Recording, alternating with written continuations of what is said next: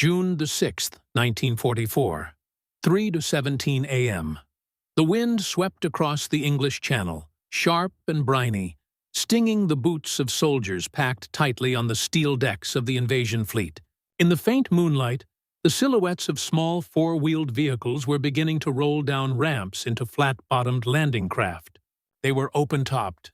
No armor, no heavy guns, no roaring engines, just thin tires, bare seats, and a front grille that almost looked like a grin. To German officers studying intelligence reports, they seemed ridiculous. Toys, one commander sneered. They'll sink before they move. But what the Germans didn't realize was this. More than 50,000 of those so-called toys were already waiting in England. And within weeks, hundreds of thousands more would be driving onto European shores. Not tanks, not rocket launchers, just jeeps, small, nimble, fast, and utterly relentless. This is the real story of how a machine no larger than a dining table became one of the most respected and feared vehicles of World War II. How? German High Command dismissed it as an insignificant accessory, only to watch it swarm across continents and shift the balance of the war. How a modest, rugged little Jeep helped the Allies build an empire of mobility, logistics, and momentum. And how something the size of a toy ended up defeating an army built on steel giants. The enemy laughed at first. In the early years of the war, the German army stood triumphant. France had fallen in 6 weeks. Poland was crushed. Blitzkrieg, lightning war, dominated the headlines. German tanks, swift and savage, raced across Europe. Their trucks and motorbikes gave them unmatched speed. And to many German officers, it seemed no nation could rival their engineering. So when American vehicles began appearing in intelligence briefings, especially the small, open-bodied four-wheel-drive Jeeps, the response was pure mockery. They weren't armored. They didn't carry heavy guns. They looked like farm equipment, or worse, a child's pedal car. In one internal report from late 1942, a German logistics officer wrote, "The Americans appear to prefer miniature utility cars for battlefield transport. They are low, exposed, and seem poorly adapted to combat. Perhaps useful for civilian duties, but ineffective against fortified positions or mechanized divisions." At the time, the Germans had no idea how many of these toys the Americans were producing. And they certainly didn't realize the U.S. wasn't making them by the hundreds or thousands. They were preparing to make them by the hundreds of thousands. Because for the United States, the Jeep was never designed as a weapon. It was a tool, a fast, lightweight, multi-purpose tool that could go where tanks couldn't, deliver messages faster than any runner, and move supplies farther than any truck. In the deserts of North Africa, the mountains of Italy, and later the hedgerows of France, the Jeep would prove to be exactly the kind of machine modern warfare required. But in 1942, the Germans simply laughed. And that laughter would fade as the Jeeps began to arrive. Built to win. Designed to endure. The story of the Jeep didn't start on the battlefield, but with a rushed U.S. Army contract issued in July 1940. The military needed something fast, a reconnaissance car with four-wheel drive, light enough to lift from mud, yet strong enough to carry men and weapons. The requirements were strict and almost impossible. Weight limit of 2,100 pounds. Ground clearance of at least 6.5 inches. A folding windshield. Payload capacity of 600 pounds. And it had to be designed, tested, and delivered within 49 days. Only 3 companies took up the challenge: Bantam, Willys Overland, and Ford. Bantam, a small Pennsylvania company, produced the first prototype, the Bantam reconnaissance car. It worked, but the Army doubted their ability to mass-produce it, so they handed the blueprints to Willys and Ford to refine. Willys Overland answered with the Willys MA, then the MB, featuring the Go Devil engine, a 60-horsepower 4-cylinder marvel. It may not sound impressive today, but in 1941, It was a mechanical triumph, durable, easy to repair, and powerful enough to climb rocky hills or tow small artillery. Ford built its own version, the GPW, using the Willys engine but with slight design tweaks. Ultimately, the Army decided to merge both designs, awarding contracts to both companies. Willys would lead production, and Ford would help meet the enormous demand, and enormous it was. By the end of World War II, Willys had built over 360,000 Jeeps. Ford added another 277,000. Together, that's more than 637,000 Jeeps in just 4 years, machines that didn't just transport soldiers, but carried the Allies to victory. To compare, Germany's famous Tiger tank, the pride of its armored divisions, was produced in a total of just 1347 units. The Jeep outnumbered it nearly 500 to 1. But the numbers only tell half the story. What made the Jeep so powerful wasn't just how many were built. It was how well they worked. The Jeep could start in freezing mud or blazing desert heat. It had a top speed of 65 mph on roads, but more importantly, it could crawl through thick brush, rocky terrain, and bombed out villages. Mechanics could swap out an engine in less than 2 hours. Soldiers could replace a tire with just one wrench. The windshield folded down for easy transport. It could be loaded into a plane, dropped by parachute, or driven off the back of a ship in less than a minute. And it didn't just drive. The Jeep could carry stretchers for the wounded, mount machine guns, tow small artillery, deliver mail, haul ammo, and even pull cables to lay phone lines. It was a command post, an ambulance, a weapons platform, and a field taxi, all in one. As one Army engineer put it, quote, "You could do almost anything with a Jeep except ignore it."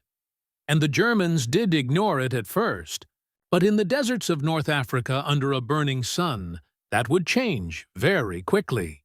Baptism by fire. The first time the Jeep truly proved itself in combat was in North Africa. It was November of 1942.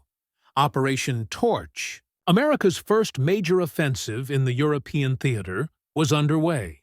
U.S. troops landed in Morocco and Algeria, joining British forces in pushing the Germans and Italians out of the desert. The terrain was brutal.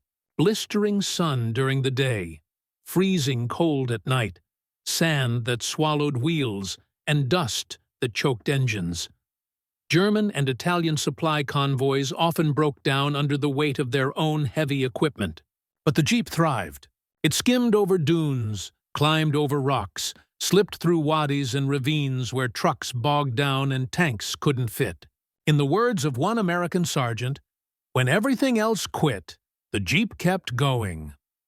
At first, German scouts didn't know what to make of it.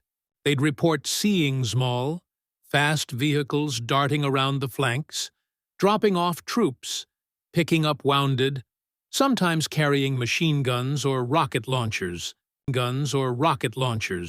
They assumed these were special units or modified civilian cars, but they kept appearing again and again. In one instance, near Kasserine Pass, German tanks overran a U.S. outpost and captured several Jeeps. Curious, the mechanics inspected them. They were stunned. No armor, no advanced transmission, no secret weapons, just a basic, rugged machine. It was almost disappointing until they realized how many of them the Americans had. And the Americans didn't just use Jeeps for battle. In the desert, Jeeps became lifelines.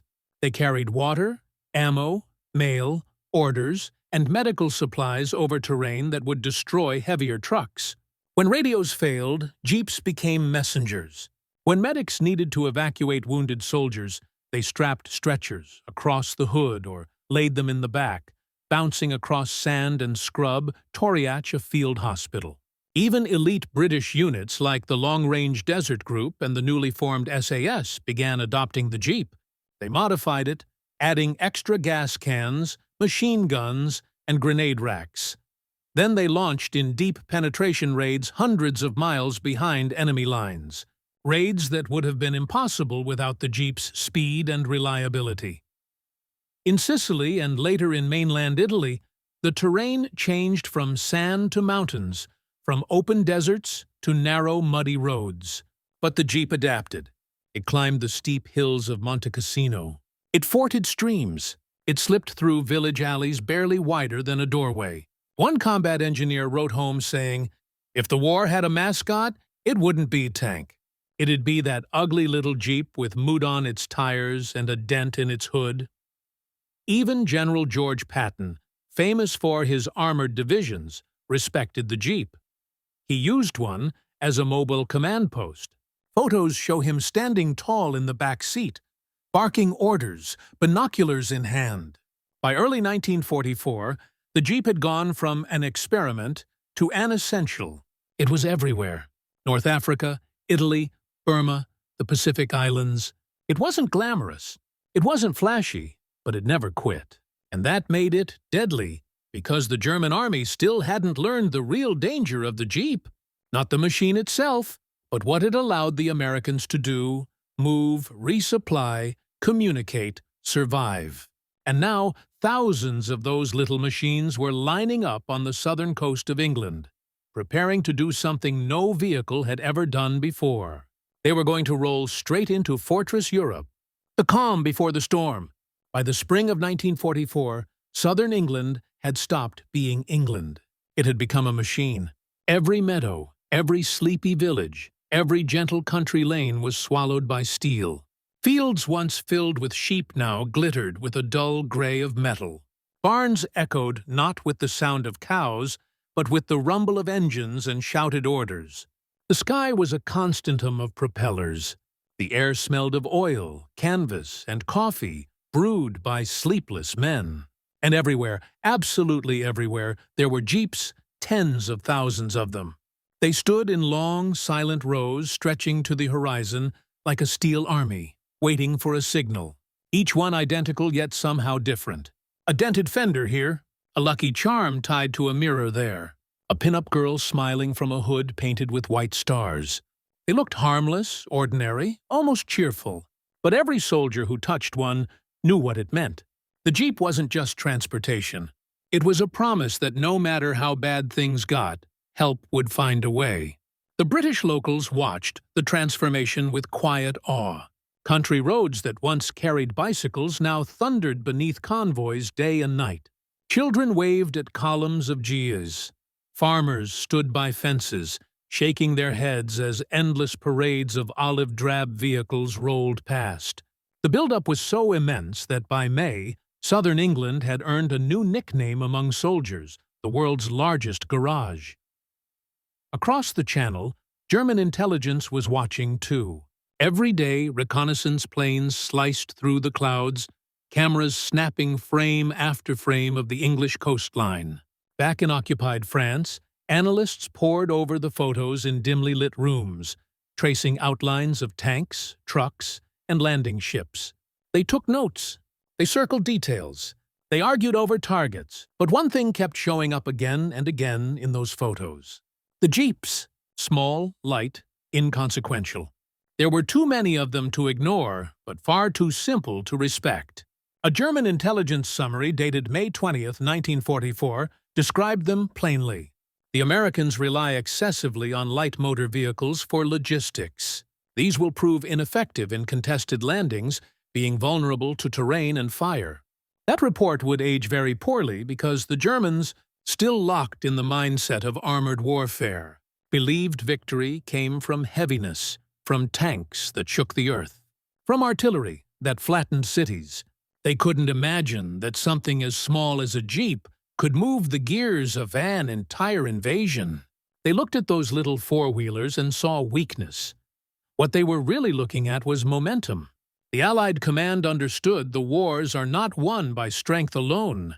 They're won by motion. Every bullet, every bandage, every gallon of fuel had to move faster than fear. And that's what the Jeep did. It was the bloodstream of an army that refused to stop. Inside command tents near Port South, planners hunched over massive maps dotted with red strings and pins. Each landing craft had a manifest. Every Jeep was assigned a role, a landing order, a time. Some would be the first off the ramps leading convoys inland. Others were mobile radio stations. Some were rigged for medics, their back seats already fitted with stretchers. Engineers had their jeeps marked with shovels and bridge-laying gear. Every nut, every bolt, every gallon of gasoline was calculated to the minute. It was a choreography of chaos designed to look effortless, and it was about tuneful under fire. The Germans, of course, sensed something coming. Spies whispered about troop movements. Their radar picked up unusual activity. Yet Hitler's generals were convinced the Allies would strike at Kalala, the narrowest point of the Channel. Operation Fortitude, the grand deception, was working perfectly. Dummy tanks, fake radio traffic, and phantom armies pointed them in the wrong direction. When reconnaissance photos showed endless lines of jeeps near the southern ports, German analysts dismissed them as props, background noise in a larger illusion. Let them bring their little carts, one general reportedly sneered. We have the Atlantic Wall. They had no idea that those little carts were the pulse of an invasion force unlike anything in human history. And while German officers sat comfortably in bunkers, tracing maps of phantom divisions, real soldiers were quietly loading the jeeps onto landing craft under cover of darkness. The engines were muted with tarps. The tires were tied down tight. Each vehicle bore a chalk mark, its destination, its platoon, its purpose. As the sun set on June 5, 1944, the English coast glowed with an eerie orange hue.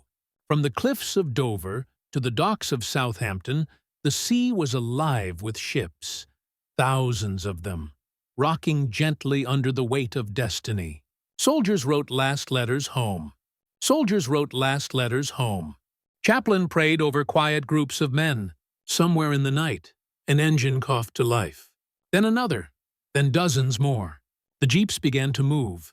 One by one, they rolled onto flat-bottomed landing craft, their headlights covered, their drivers silent. The decks creaked as steel met steel, as hope met fear. The sea wind carried the smell of salt and gasoline. Across the water in occupied France, German sentries stared into the darkness, hearing nothing, seeing nothing. They didn't know that history itself was already in motion, 4 wheels at a time. Because in just a few hours, those harmless toys would be the first to touch French sand. And once they started rolling, nothing on Earth, not tanks, not bunkers, no Tarragons, could stop them. When the toys hit the beach, June 6, 1944, just after 6:30 in the morning, the door of the landing craft slammed down with a deafening crash, swallowed instantly by icy surf and chaos. Water flooded the ramp, spraying into the faces of soldiers crouched low, their rifles trembling in calloused hands. Machine gun fire snapped overhead, tearing through air thick with smoke and salt. Screams mingled with the roar of engines and the staccato rhythm of exploding mortars. And then it appeared. Not a tank, not a flamethrower, but a jeep. Its small engine purred defiantly against the carnage, its tires scudding across wet sand like a scalpel through flesh. No armor, no shielding, just steel, rubber, and sheer nerve. A driver leaned forward, eyes wide behind dusty goggles, gripping the wheel as bullets zipped inches above his head. Another jeep followed, then another, then 5, then 20. By mid-morning, the beaches of Normandy, littered with bodies, barbed wire, and burning wrecks, had become the unlikely stage for a new kind of weapon. Not forged in firepower, but in momentum. Some jeeps carried medics with blood-soaked bandages fluttering from the side rails. Others were rigged with antennas taller than the men who drove them, relaying battlefield updates in real time to destroyers offshore. One jeep hauled a half-collapsed anti-tank gun across the sand like it weighed nothing. Another dragged crates of ammo through a crater field, with the same nonchalance as a farm truck on a Sunday morning. They weren't the tip of the spear. That honor belonged to the infantry, still clawing their way forward, yard by yard. But the jeeps, they were the bloodstream, pumping everything the army needed to survive and push forward.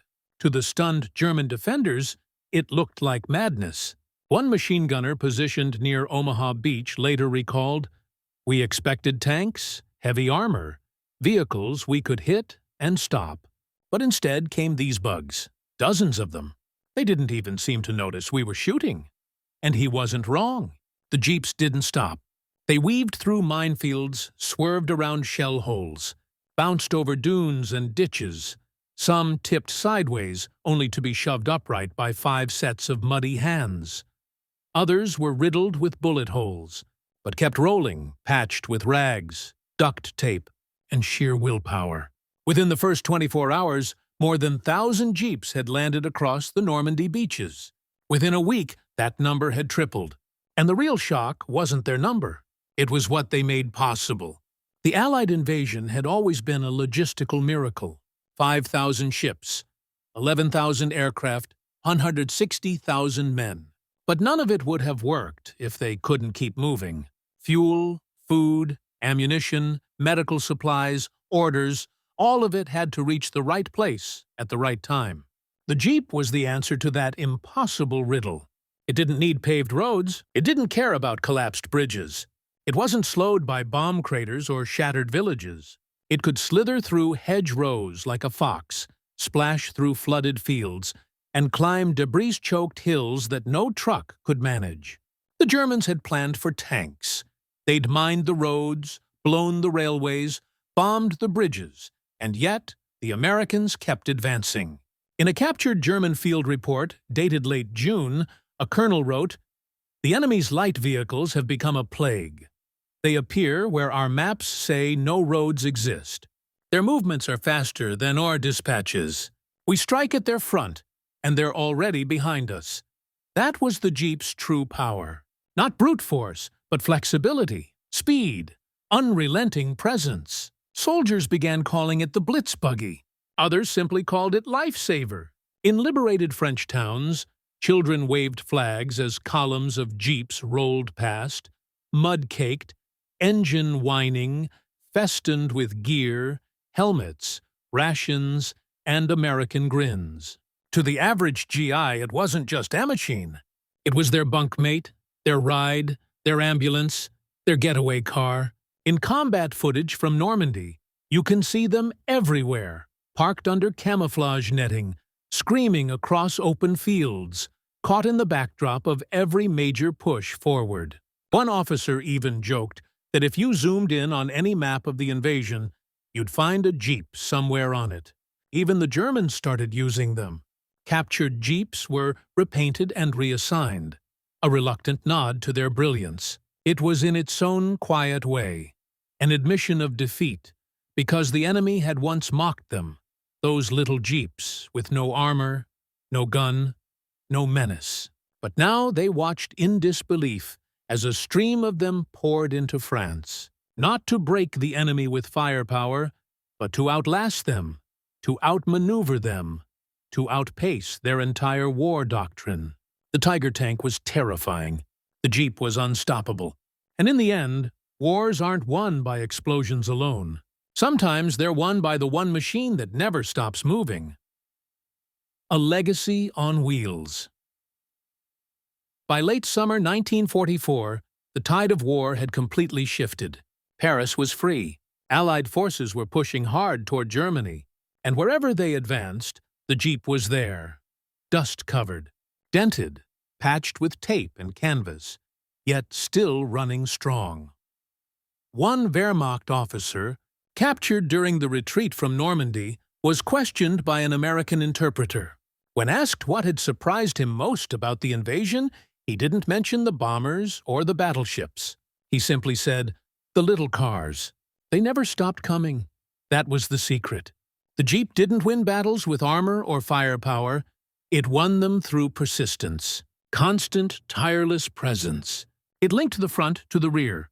It carried hope, messages, food, ammunition, and, maybe most importantly, speed. When the Americans needed to circle an enemy flank, a Jeep led the scouts. When the wounded had to be evacuated, a Jeep was waiting. When generals needed to see the front, they climbed into a Jeep. It was the oil in the engine, the wire between the nerves, the pulse beneath the armor, and its brilliance lay in its simplicity. The Jeep had barely more than 80 moving parts. It could be fixed in the field with basic tools. A handful of soldiers could lift it from a ditch. It ran on regular fuel. It didn't need a special crew. It simply worked, again and again, in mud, snow, heat, sand, rain, ruins, or jungle. By the time the war ended in 1945, over 640,000 Jeeps had been produced. They served in every theater, from the beaches of Normandy to the jungles of Burma to the islands of the Pacific. Even the Soviet Red Army received them through the Lend-Lease program and praised them as tougher than anything they had. After the war, surplus Jeeps flooded the civilian market. Farmers bought them, ranchers relied on them, doctors and mail carriers drove them, explorers used them, and, soon, American families adopted them too. The Jeep became more than a machine. It became a symbol of endurance, of freedom, of quiet, unshakable strength that doesn't seek attention, but always shows up. And the irony is impossible to ignore. The very vehicle German officers once mocked as a toy had helped dismantle one of the most militarized empires in history. The laughter stopped, but the wheels kept turning. On June 6, 1944, when the first Jeeps rolled off the ramps and hit the sand, German commanders smirked. They saw them as frail, unimpressive toys. But over the next 11 months, those toys carried the weight of liberation. They rolled through France, climbed the Ardennes, and carved paths through the Black Forest. They were the first vehicles into Paris, the first to reach the concentration camps, the first to bring news of freedom to people who had forgotten what it felt like. The Germans had built machines meant to terrify. The Americans built one to endure. The Jeep didn't roar like a Tiger tank or thunder like artillery.